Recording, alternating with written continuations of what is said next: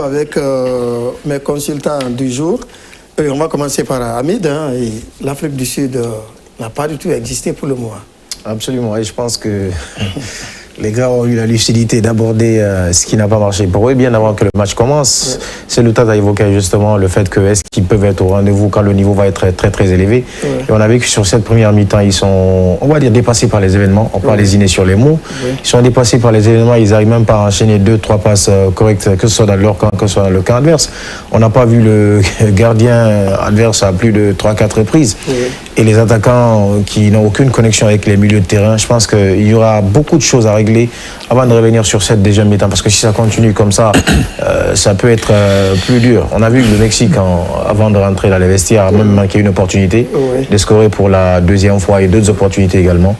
L'Afrique du Sud n'a pas du tout été au rendez-vous, techniquement, physiquement. Je pense que pour cette première mi-temps, ils sont dépassés. Seul Tata, cette désorganisation tactique est due à quoi? Ou bien c'est le fait qu'on est cueilli à froid à la 8e minute déjà, et plus l'apport du public, ça peut paniquer. Parce que là, les Bafana, honnêtement, sont méconnaissables. On avait dit qu'ils allaient passer au révélateur. Et dites-vous bien, dès le début du match, quand même, Ronwen Williams, le gardien sud-africain, a sorti la parade. Ça, c'était censé normalement rassurer la défense et rassurer toute l'équipe. Mais derrière, ça n'a pas suivi. Et cette Afrique du Sud, elle n'a pas existé du tout. On a comme l'impression que le ballon brûle les pieds des Bafana. Et heureusement, d'ailleurs, qu'il y a le gardien, Ronwen Williams, qui, lui, quand même, est en train de sortir un match correct, malgré le fait qu'il ait encaissé ce but-là. Parce qu'il est en train quand même de retarder un tout petit peu l'échéance. Et l'erreur pour moi du Mexique, c'est de laisser cette équipe sud-africaine en vie pour le moment. Parce qu'ils se sont créés beaucoup d'occasions, alors que de l'autre côté, l'Afrique du Sud, à part 2 tirs, un de Foster notamment, pas cadré. Et cette Afrique du Sud-là, elle n'a pas existé parce qu'il n'y a pas de lien entre la défense, le milieu et l'attaque.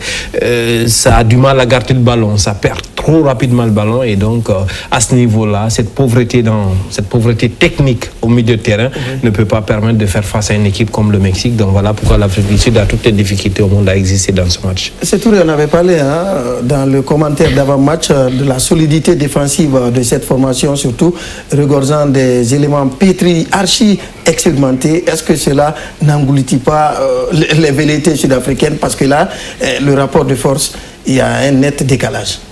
En fait, je me pose une question d'ailleurs de savoir est-ce que l'Afrique du Sud fait juste, si vous voulez, les b.a.-ba du football. Oui.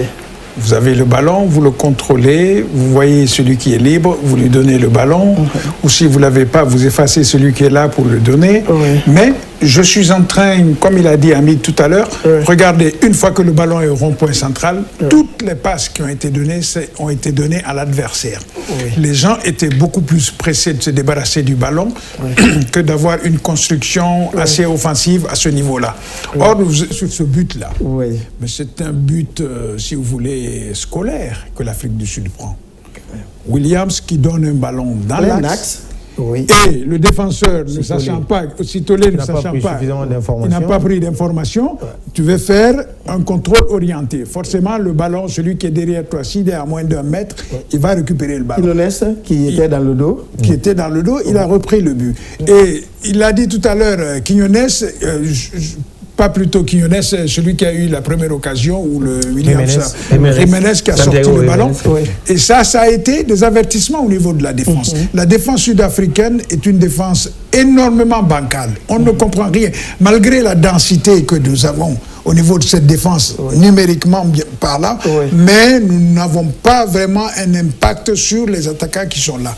Vous avez vu que les Mexicains jouent de gauche à droite, ils essaient vraiment, ils font tout ce qui est possible pour désarticuler la défense.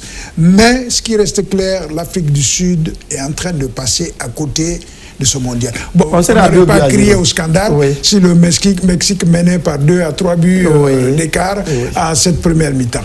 Alors, puisqu'il parlait de Hugo Broos, a-t-il des flèches à son arc? Parce que là, le 11 de départ On a vu les limites. Est-ce qu'il y a d'autres solutions pour essayer de galvaniser, huiler la machine pour pouvoir inverser la tendance? Bien sûr. Et pour moi, les premières solutions, elles sont sur le terrain. C'est d'abord reprendre les esprits. Il faut reprendre ces esprits parce que ce qu'ils ont proposé, c'est largement en dessous de ce qu'ils peuvent proposer. M. Touré le dit, ça c'est le B.A.B.A. contrôler le ballon et faire des passes normales. C'est ce qu'on n'arrive pas à faire pour l'instant. Donc, qui que tu mettes sur le terrain, si on n'arrive même pas à contrôler le ballon pour faire des passes correctes, cela est problématique. À la mi-temps, il faut donner des consignes à ce sens. Et au-delà, il faut proposer quelque chose sur les côtés. Je ne pense pas qu'ils aient besoin de se priver d'Apolis qui va très vite, qui est un très bon ailier, de Mofoken qui va très vite. Donc, au-delà des sorties de balles qu'on peut avoir au milieu de terrain, je pense que s'il y a des options sur les côtés, ça peut permettre d'envoyer quelque chose, une sorte de variété. Parce qu'on a vu tous les ballons qu'on a été obligé de balancer pour Foster, pour comment il s'appelle, pour Ikram Reiners.